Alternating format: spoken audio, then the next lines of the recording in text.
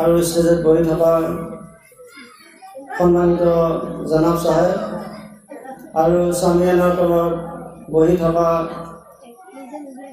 সম্মানিত জামাত চাহেবান, আল্লাহ পাকৰ ওচৰত লাখ লাখ শুকৰিয়া। আল্লাহ পাকে আমালোকক तमाम आसमानी तमाम जमीनी तमाम हवा बालार পৰা বচাই এই পাক জাগাত পাক মেহফিলত পাক জলসাত আমালোকক বহিবৰ কাৰণে তৌফিক দান কৰিছে। গতিকে আল্লাহ পাকৰ লাখ লাখ শুকৰিয়া। গতিকে আমালোকক সকলোৱে একবাৰ আল্লাহৰ শুকৰিয়া আদায় কৰোঁ। সকলোৱে আলহামদুলিল্লাহ আলহামদুলিল্লাহ সুবহানাল্লাহ। আল্লাহ পাকৰ যিমানবিলাক নিয়ামত আছে সেইবিলাক নিয়ামত যেতিয়া আমালোকে পাওঁ, পোৱাৰ লগে লগে আল্লাহৰ শুকৰিয়া আদায় কৰিবৰ কাৰণে সকলোকে তৌফিক দান কৰক। সকলোকে আমিন। আল্লাহৰ ওচৰত লাখ লাখ শুকৰিয়া। আমালোকে ইয়াতে হাজিৰ হৈছোঁ। এইখিনি টাইম, যিমানখিনি টাইম আমি এই মজলিছত চামিল হৈ থাকিম, সিমানখিনি টাইম আমি কি কৰিম, গুনাহৰ পৰা বাচিব পাৰিম। গতিকে এনেকৈ এই মেহফিলৰ এই জলচাৰ উচিলাই কৰি, এই মেহফিল এই জলচাৰ বৰকতৰ উচিলাই কৰি আমালোকক তামাম গুনাহ কবিৰা গুনাহ সগীৰাৰ পৰা বাচিবৰ কাৰণে তৌফিক দান কৰক। সকলোকে আমিন। মহতাৰাম হযৰত, আপোনালোকৰ সন্মুখত মই যিটো আয়াতে কাৰিমা তেলাৱাত কৰিছোঁ, এই আয়াতে কাৰিমাত আল্লাহ পাক ফৰমায়, ইন্নামা ইউৰিদুল্লাহু লিইযহিবা আনকুম ৰিজসা আহলাল বাইতি ওয়া ইউতাহিৰাকুম তাতহীৰা। এই আয়াতত আল্লাহ পাক ফৰমায় যে আল্লাহে এইটোৱে চাই, এই নবী ঘৰৰ পৰিয়াল, তোমাক তামাম নাপাকীৰ পৰা, প্ৰত্যেক নাপাকীৰ পৰা দূৰ কৰি ৰাখক আৰু তোমাক পাক আৰু চাফ কৰি খুব সুধৰা কৰি দিয়ক। সুবহানাল্লাহ সুবহানাল্লাহ। আল্লাহ পাক তামাম বেয়াৰ পৰা বচাই, নবীৰ পৰিয়ালসকলক তামাম নাপাকীৰ পৰা বচাই পাক আৰু চাফ কৰি সুধৰা কৰি দিবৰ কাৰণে কি কৰিছে, আল্লাহ পাকে আহলে বায়তৰ ওপৰত কি কৰিছে, আয়াতে কাৰিমা নাজিল কৰিছে। গতিকে তামাম এটা মুফাssirin ইকৰামসকলৰ জামাত আৰু সাহাবা তাবাই জামাতে তেওঁলোকে কৈছে যে আহলে বাইত কোনসকল ব্যক্তি কোৱা হয়, আহলে বাইত কোনসকল ব্যক্তি কোৱা হয়। সেই মুফাssirin আৰু সাহাবী আৰু তাবাই জামাতে কৈছে যে আহলে বাইত হ'ল এইসকল ব্যক্তি কোৱা হয় যে হযৰত আলী, হযৰত ফাতিমা, হযৰত ইমাম হাসান, হযৰত ইমাম হুসাইন ৰাদিয়াল্লাহু তাআলা আনহুম, এইসকল ব্যক্তি কি বুলি কোৱা হয়, আহলে বাইত বুলি কোৱা হয়। হুজুৰ নবী কৰীম সাল্লাল্লাহু আলাইহি ওয়াসাল্লাম তেওঁ ফৰমায়, এদিনাখন হযৰত আলীৰ ঘৰত গৈছে, কৈ কেনে কৈছে, ইয়া আলী তুমি মোৰ ওচৰত আহা, এই ফাতিমা তুমি মোৰ ওচৰত আহা। তাৰপিছত কৈছে হযৰত ইমাম হাসান, ইমামে হুছেইন তোমালোকে মোৰ কোলাত বহা। এতিয়া হুজুৰ নবী কৰীম সাল্লাল্লাহু আলাইহি ওয়াসাল্লামৰ কোলা মুবাৰকত হযৰত ইমাম হাসান, হযৰত ইমামে হুছেইন ৰাদিয়াল্লাহু তাআলা আনহু বহি গৈছে। তাৰপিছত আলী আৰু ফাতিমা তেওঁলোকে হুজুৰ নবী কৰীম সাল্লাল্লাহু আলাইহি ওয়াসাল্লামৰ ওচৰত বহি গৈছে। এতিয়া বহি গৈছে হুজুৰ নবী কৰীম সাল্লাল্লাহু আলাইহি ওয়াসাল্লাম এখন চাদৰ লৈ উৰি লৈছে। এতিয়া চাদৰখন উৰি লৈছে, উৰি লোৱাৰ পিছত হুজুৰ নবী কৰীম সাল্লাল্লাহু আলাইহি ওয়াসাল্লাম আকৌ এই আয়াতে কাৰিমা তেলাৱাত কৰিছে, ইন্নামা ইউৰিদুল্লাহু লিইযহিবা আনকুম ৰিজসা আহলাল বাইতি ওয়া ইউতাহিৰাকুম তাতহীৰা। এই আয়াতে কাৰিমা তেলাৱাত কৰিছে। এতিয়া হযৰতে উম্মুল মুমিনিন উম্মে সালামা ৰাদিয়াল্লাহু তাআলা আনহা তেওঁ কি কৰিছে, হুজুৰ নবী কৰীম সাল্লাল্লাহু আলাইহি ওয়াসাল্লামৰ চাদৰৰ লগত মাজত সোমাবৰ কাৰণে বিচাৰিছে। এতিয়া চাদৰখন ভাঙি দিছে। দাঙি দিয়াৰ পিছত হুজুৰ নবী কৰীম সাল্লাল্লাহু আলাইহি ওয়াসাল্লাম ফৰমায়, এই উম্মে চাদৰখন টানি লৈছে। এতিয়া চাদৰখন টানি লৈছে। এতিয়া উম্মে সালামাই আৰজ কৰিলে, ইয়া ৰাসূলুল্লাহ হুজুৰ, ইয়া নবী আল্লাহ হুজুৰ, আপুনি মোক এই চাদৰৰ ভিতৰত কিয় কেনে সোমাবৰ কাৰণে দিয়া নাই। এতিয়া হুজুৰ নবী কৰীম সাল্লাল্লাহু আলাইহি ওয়াসাল্লাম ফৰমায়, এই উম্মে সালামা তুমি মোৰ আজৱাজে মুতাহিৰাতৰ ভিতৰত হয়, তুমি মোৰ বিবিৰ ভিতৰত হয়। গতিকে তুমি কি আছা পাক আৰু তুমি কি আছা খাই ভালাই ভিতৰত আছা। গতিকে তুমি ইয়াতে নাহিলে হ'ব। হুজুৰ নবী সাল্লাল্লাহু আলাইহি ওয়াসাল্লাম উম্মে সালামাক এনেকৈ কৈ দিলে।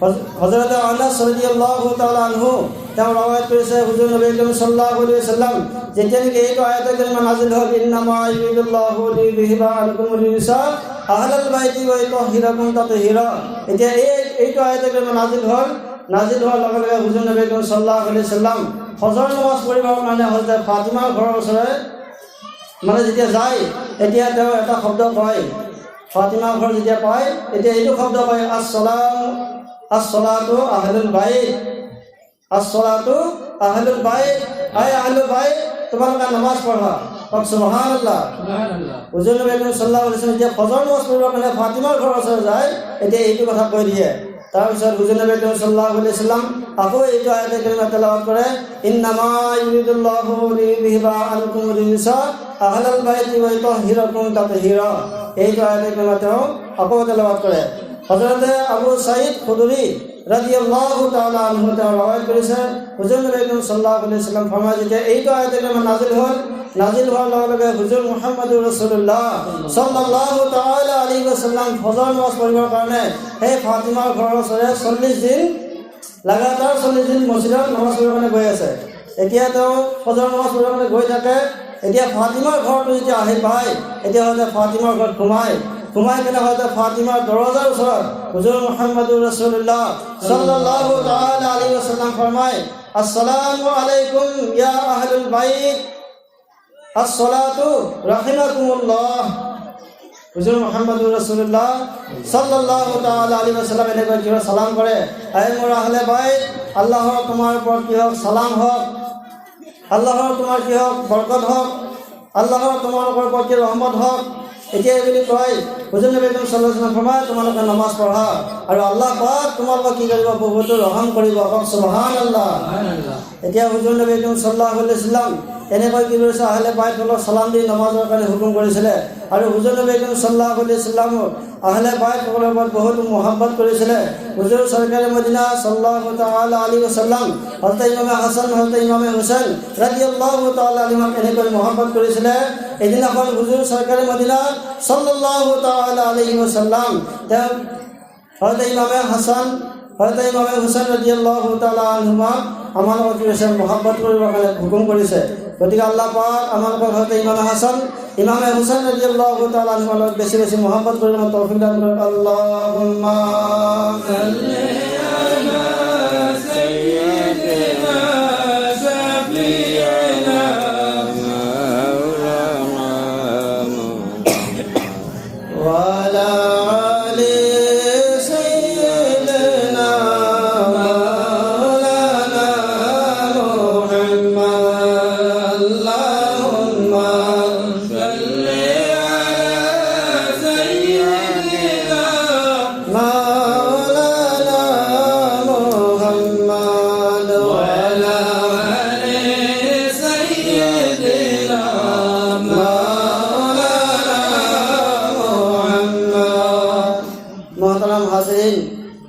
আল্লাহর লাখ লাখ শুকরিয়া আল্লাহ পাকে আমাৰ লগত কি কৰিছে মহৰম মাহ প্ৰথমতে দান কৰিছে আৰু লাষ্টত দান কৰিছে ইছলামিক মাহ জিলকদ মাহ আমাৰ প্ৰথম মাহটোৰ নাম হ'ল মহৰম মাহ আৰু লাষ্টৰ নামটো হ'ল জিলকদ মাহ এতিয়া আল্লাহ পাক মুছলমানসকলক কি কৰিছে আল্লাহ পাকে কি কৰিছে প্ৰথমে কোৰবানী দান কৰিছে আৰু লাষ্টতো কোৰবানী দান কৰিছে আল্লাহ পাক মহৰম মাহটো কোৰবানী আৰু ইসলামিক যেটো লাষ্টৰ মাহ আছে সেই লাষ্টৰ মাহটো কোৰবানী প্ৰথমত আৰু লাষ্টত কোৰবানী আল্লাহ পাকে আমাক দান কৰিছে এতিয়া কোৰবানী মহৰম মাহত কোৰবানী কেনেকৈ প্ৰথমে হ'ল এতিয়া হযৰত ইমাম হুসাইন ৰাদিয়াল্লাহু তাআলা আনহু হুজুৰ সাল্লাল্লাহু আলাইহি ওয়াসাল্লাম নাতি তেওঁ কি কৰিছে ইছলামৰ নামত নিজৰ নানাই যিখিনি আমাৰ নিয়ম দি থৈ গৈছিলে যিটো ইছলামৰ আৰু কোৰাণৰ হুকুম দি থৈ গৈছিলে সেইটো তেওঁ বচাবৰ কাৰণে তেওঁ নিজৰ জানক কি কৰিছে কোৰবান কৰিছে কোৰবান কৰাৰ কাৰণে এতিয়া ইছলামৰ প্ৰথম মাহত কি আছে কোৰবানী আৰু ইছলামৰ আৰু যিটো নেকি ইছলামিক মাহ আছে সেই ইছলামিক মাহৰ লাষ্টৰ মাহটো কি আমাৰ কোৰবানী এতিয়া হযৰত ইব্ৰাহিম আলাইহিস সালামে হযৰত ইব্ৰাহিম আলাইহিস সালামে নিজৰ ল'ৰা হযৰত ইছমাইল আলাইহিস সালামক কোৰবানী কৰিছিল সেইকাৰণে আমি মালিকে নিসাব যিসকল ব্যক্তি হয় সেইসকল ব্যক্তিয়ে কি কৰে এতিয়া কোৰবানী হেৰিয়ে কোৰবানী কৰে গতিকে আমাৰ বহুত ভাগ্যৱান আমি আমাৰ ইছলামিক মাহত প্ৰথমতো কোৰবানী লাষ্টতো কোৰবানী গতিকে আল্লাহ পাক যদি আমাৰ কিবা কোৰবানী দিবলগীয়া টাইম আহে আমালোকৰ মাজত যদি কিবা কোৰবানি দিবলগীয়া টাইম আহে তেনেহ'লে আমালোকৰ কোৰবানি দিব লাগিব। কোৰবানি দি কেনে কি কৰিব লাগিব? কোৰআনক বচাব লাগিব, হুজুৰ নবী কৰিম সাল্লাল্লাহু আলাইহি ওয়াসাল্লামৰ হাদিছক বচাব লাগিব, আৰু ইছলামৰ যিমান নীতি নিয়ম নীতি আছে সকলো নিয়ম নীতি আমি কোৰবানি দি কেনে আমি বচাব লাগিব। গতিকে আল্লাহ পাক আমালোকৰ সকলো নিয়ম বচাবৰ কাৰণে আল্লাহ পাক আমালোকক তৌফিক দান কৰক। সকলো আমিন। হুজুৰ মুহাম্মদুৰ ৰাসূলুল্লাহ সাল্লাল্লাহু তাআলা আলাইহি ওয়াসাল্লাম ফৰমান মোতাবেক আমাৰ মুসলমানদেৰ তৌফিক দান কৰক। সকলো আমিন। হুজুৰ নবী কৰিম সাল্লাল্লাহু আলাইহি ওয়াসাল্লামে আহলে বাইত সকলৰ ওপৰত মহব্বত কৰিবৰ কাৰণে বেছি হুকুম কৰিছে। হুজুৰ নবী কৰিম সাল্লাল্লাহু আলাইহি ওয়াসাল্লাম আহলে বাইত সকলৰ যিবিলাক নিয়ম নীতি আছে সেইবিলাক মানিবৰ কাৰণে আমাক হুকুম কৰিছে। হযৰতে আল্লামা জামি ৰহমতুল্লাহ আলাইহি তেওঁ ফৰমায় যে হুজুৰ নবী কৰিম সাল্লাল্লাহু আলাইহি ওয়াসাল্লামৰ গোলাম মুবাৰকত হযৰতে ইমামে হুসাইন ৰাদিয়াল্লাহু তাআলা আনহু আৰু হযরতে ইব্রাহিম রাদিয়াল্লাহু তাআলা আনহু হুজুর মুহাম্মদ রাসূলুল্লাহ সাল্লাল্লাহু আলাইহি ওয়াসাল্লাম গোলাম মুবারকত বহি আছে। এতিয়া গোলাম মুবারকত বহি আছে, সেই সময়ত বহি থকা অৱস্থাতে জিবৰাইল আলাইহিস সালাম হুজুর মুহাম্মদুর রাসূলুল্লাহ সাল্লাল্লাহু তাআলা আলাইহি ওয়াসাল্লামের দরবারে হাজির হল। হাজির হয়ে আরজ করেছে, ইয়া রাসূলুল্লাহ হুজুর, ইয়া নবী আল্লাহ হুজুর, আপনি এই যি দুজন ব্যক্তি আপোনাৰ গোলাম মুবাৰকত বহি আছে এই দুজন ব্যক্তি আপুনি একেলগে নাৰাখিব। এতিয়া হুজুৰ নবী কৰিম সাল্লাল্লাহু আলাইহি ওয়াসাল্লাম এতিয়া একেলগে ৰাখিবৰ কাৰণে মানে মানা কৰিলে জিবৰাইল আলাইহিস সালামে। এতিয়া হুজুৰ নবী কৰিম সাল্লাল্লাহু আলাইহি ওয়াসাল্লামে সুধিলে, এই জিবৰাইল কিহৰ কাৰণে? এতিয়া জিবৰাইল আৰজ কৰিছে, ইয়া ৰাসূলুল্লাহ হুজুৰ, ইয়া নবী আল্লাহ হুজুৰ, এই হযৰত ইমামে হুসেন আৰু হযৰতে ইব্ৰাহিম ৰাদিয়াল্লাহু তাআলা আনহু এওঁলোক দুজনৰ ভিতৰত এজন কি হ'ব? আল্লাহৰ পিয়াৰা হৈ যাব। গতিকে আল্লাহৰ পিয়াৰা হ'ব। গতিকে আপোনালোকে এওঁলোক দুজনৰ ভিতৰত যিজন ব্যক্তিক এই থাকিবৰ কাৰণে আপুনি কি কৰে পচন্দ কৰে, গতিকে সেইজন ব্যক্তিক আপুনি পচন্দ কৰক, আৰু যিজন ব্যক্তিক আপুনি পচন্দ নকৰে তেনেহ'লে আপুনি ইনকিটো কৰি দিয়ক। এতিয়া হযৰত জিবৰাইল আলাইহিস সালাম তেনেকৈ ক'লে। হুজুৰ নবী কৰিম সাল্লাল্লাহু আলাইহি ওয়াসাল্লাম হযৰত ইমামে হুসাইন ৰাদিয়াল্লাহু তাআলা আনহুৰ মুখৰ ফালে চাই, তাৰপিছত আকৌ কি কৰে? হযৰত ইব্ৰাহিম ৰাদিয়াল্লাহু তাআলা আনহু তেওঁৰ মুখৰ ফালে চাই। এতিয়া চাই কেনে তেওঁ ভাবে, হুজুৰ সাল্লাল্লাহু আলাইহি ওয়াসাল্লাম তেওঁ কয়, যদি মই হযৰত ইমামে হুসেইন ৰাদিয়াল্লাহু তাআলা আনহুৰ কথা যদি কওঁ তেনেহ'লে হযৰত আলী আৰু ফাতিমা ৰাদিয়াল্লাহু তাআলা আনহুমা তেওঁলোকে কি কৰিব? দুখ পাব, তেওঁলোকে দুখ পাব। এতিয়া হুজুৰ নবী কৰিম সাল্লাল্লাহু আলাইহি ওয়াসাল্লাম ফৰমায় যে মই আলী আৰু ফাতিমা আৰু হযৰত ইমামে হুসেইন তেওঁলোকে দুখ পোৱাটো মই নিবিচাৰোঁ। যদি ইব্ৰাহিম যদি তেওঁ বিদায় হৈ যায়, আল্লাহৰ পিয়াৰা হৈ যায়, তেনেহ'লে অকলে কি হ'ব? মোৰ দুখ হ'ব। গতিকে মোৰ দুখতো মই কি কষ্ট সহ্য কৰিব পাৰিম, কিন্তু হযৰত আলী আৰু ফাতিমাৰ দুখ যে হ'ব সেইটো মই সহ্য কৰিব নোৱাৰিম। এতিয়া হয়তো জিবৰাইল আলাইহিস সালাম গুচি গ'ল। এতিয়া গুচি গ'ল, যোৱাৰ 3 দিন পিছত হযৰত ইব্ৰাহিম ৰাদিয়াল্লাহু তাআলা আনহু তেওঁ এই দুনিয়াৰ পৰা পৰ্দা হৈ গ'ল, এই দুনিয়াৰ পৰা বিদায় হৈ গ'ল। এতিয়া হযৰত ইমাম হুসেইন ৰাদিয়াল্লাহু তাআলা আনহু তেওঁ 3 দিন পিছত তেওঁ নিজৰ নানা হুজুৰ মুহাম্মদুৰ ৰাসূলুল্লাহ সাল্লাল্লাহু তাআলা আলাইহি ওয়াসাল্লাম পাক দৰবাৰত হাজিৰ হৈ গৈছে। হাজিৰ হৈ এতিয়া হাজিৰ হৈছে হুজুৰ মুহাম্মদুৰ ৰাসূলুল্লাহ সাল্লাল্লাহু তাআলা আলাইহি ওয়াসাল্লাম তেওঁ হযৰত ইমামে হুসেইনৰ কি যে কপাল মুবাৰকত চুমা খাইছে। চুমা খাই কেনে কি কৰিছে? এই মোৰ প্ৰিয় সাহাবাসকল, এই মোৰ প্ৰিয় সাহাবাৰ জামাত, তোমালোকে শুনা, তোমালোকে শুনা, মোৰ ল'ৰা ইব্ৰাহিমক কোৰবানি কৰি মই কি কৰিছোঁ? বেছিকৈ কোৰবানি কৰি মই ইমামে হুসেইনৰ লগত কি কৰিছোঁ? মহব্বত কৰিছোঁ। মই ইমামে হুসেইনৰ লগত মহব্বত কৰিছোঁ। মোৰ নিজৰ ল'ৰা কি কৰিছোঁ? কোৰবান কৰিছোঁ। কোৰবান কৰি মই কি কৰিছোঁ? হয়তো ইমামে হুসেইনৰ বেছি মহব্বত কৰিছোঁ। গতিকে প্ৰিয় মুছলমান, এইটো হাদিছৰ পৰা গম পোৱা গ'ল যে হুজুৰ নবী কৰিম সাল্লাল্লাহু আলাইহি ওয়াসাল্লাম আহলে বাইত সকলৰ ওপৰত কি হৈছিল? বেছি বেছি মহব্বত কৰিছিল। গতিকে আল্লাহ পাক আমালোকক আহলে বাইত সকলৰ ওপৰত মহব্বত কৰিবলৈ তৌফিক দান কৰক। আল্লাহুম্মা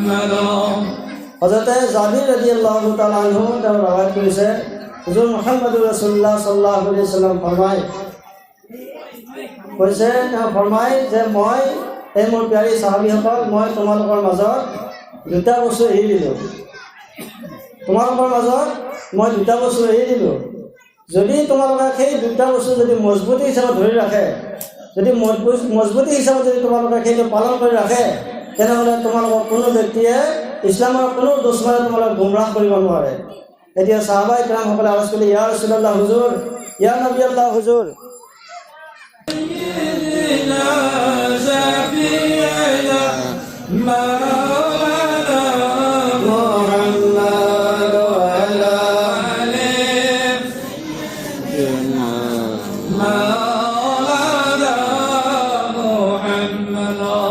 সেই সময়ত যেতিয়া সাহাবায়ে কিৰামসকলে আৰজ কৰিলে ইয়া ৰাছূলুল্লাহ হুজুৰ ইয়া নবী আল্লাহ হুজুৰ সেই দুটা বস্তু কি বস্তু হয় যি দুটা বস্তু আমি মজবুতি হিচাপে ধৰিলে আমি গুমৰাহৰ পৰা বাচিব পাৰিম সেই সময়ত হুজুৰ নবী কৰিম সাল্লাল্লাহু আলাইহি ওয়াসাল্লাম ফৰমায় এই মোৰ প্যাৰী সাহাবী তোমালোকে সেই দুটা বস্তুৰ নাম হ'ল এক নম্বৰতে হ'ল কোৰাণে পাক আৰু দুই নম্বৰতে হ'ল পৰা আহলে বাইত যদি তোমালোকে কোৰাণে পাকৰ হুকুম যদি মানি চলে যদি তোমালোকে আহলে বাইতৰ নিচিনা যদি চলে তেনেহ'লে তোমালোকক কোনো ব্যক্তিয়ে গুমৰাহ কৰিব নোৱাৰে গতিকে আল্লাহ পাক এই আহলে বাইতক মহব্বত কৰি আমালোকক তেওঁলোকৰ নিয়মত আৰু কোৰাণৰ পাকৰ হুকুম মোতাবেক চলিবৰ কাৰণে তৌফিক দান কৰক হুজুৰ সৰকাৰে মদিনা আলাইহিছ সালাতু ওয়াসালাম ফৰমায় এই মোৰ প্যাৰী সাহাবীসকল তোমালোকৰ মাজত মই দুটা বহুত ওজন বস্তু আৰু ভাৰী বস্তু মই তোমালোকক কি দান কৰিলোঁ আৰু তোমালোকৰ মাজত এৰি দিলোঁ এতিয়া হুজুৰ নবী কৰিম সাল্লাল্লাহু আলাইহি ওয়াসাল্লাম ফৰমায় এটা হ'ল কোৰাণে পাক আৰু এটা হ'ল আহলে বাইত গতিকে আল্লাহ পাক কোৰাণে পাক আৰু আহলে বাইতৰ লগত কি কৰিছে আমালোকক মহব্বত কৰিবৰ কাৰণে কোৰাণৰ হুকুমৰ কাৰণে কি কৰিছে আমালোকক হুকুম মানি চলিবৰ কাৰণে কি কৰিছে আমালোকক হুকুম দিছে আল্লাহ পাকে আৰু সেই হুকুম মোতাবেক আমালোকক চলিবৰ কাৰণে তৌফিক দান কৰক আহলে বাইতৰ মহব্বত হযৰত ইমাম হাসান হযৰত ইমাম হুসাইন ৰাদিয়াল্লাহু তাআলা আনহুমা তেওঁলোক একদম কেৱল বেমাৰ হৈ গ'ল এতিয়া বেমাৰ হৈ গৈছে বেমাৰ হৈ যোৱাৰ পাছত হুজুৰ নবী কৰিম সাল্লাল্লাহু আলাইহি ওয়াসাল্লাম আৰু হযৰতে আৰু তামাম সাহাবাসকল কি হৈছে হযৰত আলীৰ ঘৰত আহিছে খবৰ ল'বৰ কাৰণে হযৰত ইমাম হাসান ইমাম হুসাইন ৰাদিয়াল্লাহু তাআলা আনহুৰ খবৰ ল'বৰ কাৰণে আহিছে খবৰ ল'বৰ কাৰণে আহি সাহাবাসকলে কি কৰিছে তেওঁলোকে এটা হযৰতে আলী মছৱাৰা দিছে কৈছে যদি তোমাৰ হযৰত হাসান আৰু হুসাইনৰ যে বেমাৰ হৈ আছে সেই বেমাৰৰ কাৰণে তোমালোকে কি কৰা 3 দিন ৰোজা ৰাখা যেতিয়া তোমালোকে 3 দিন ৰোজা ৰাখিবা তেনেহ'লে তোমালোকৰ হযৰত ইমাম হাসান আৰু ইমাম হুসাইন ৰাদিয়াল্লাহু তাআলাৰ বেমাৰ কি হ'ব শিফা হৈ যাব তোমালোকে 3টা ৰোজা ৰাখা এতিয়া বুলি ক'লে সাহাবায়ে কিৰামসকলে ক'লে কোৱাৰ পিছত আলী ফাতিমা আৰু হযৰত আলী ফাতিমাৰ খাদিম ফিজা তেওঁলোকে কি হ'ল মাৰিবৰ কাৰণে প্ৰস্তুত হৈ গ'ল হৈ যোৱাৰ পিছত তেওঁলোকে কি কৰিলে ৰোজা ৰাখিব নিয়ম কৰিলে এতিয়া ৰোজা ৰাখিব নিয়ম কৰিলে তেওঁলোকৰ ঘৰত খাবৰ কাৰণে একো নাই চেহেৰি কৰিবৰ কাৰণে একো বস্তু নাই তেওঁলোকে হয়তো আলী ফাতিমা আৰু তেওঁৰ খাদিম কি ফিজা তেওঁলোক তিনিজনে কি কৰিলে পানী খাই কেনে চেহেৰি কৰিলে এতিয়া চেহেৰি কৰি ইফতাৰ কৰিবৰ কাৰণে একো নাই এতিয়া হয়তো আলী ৰাদিয়াল্লাহু তাআলা আনহু তেওঁৰ ওচৰতে এটা ইহুদী ঘৰৰ পৰা অলপ কি কৰিলে গোম ধাৰ কৰি লৈ এতিয়া গোম ধাৰ কৰি লৈ আহিছে লৈ অহাৰ পিছত সেই গোমখিনি কি কৰিলে পিচি আটা বনাইছে এতিয়া আটা পিচি আটা ৰুটি বনাইছে ৰুটি বনোৱাৰ পিছত তেওঁলোকে ইফতাৰ কৰিবৰ কাৰণে বহুত কি কৰিছে আগত লৈছে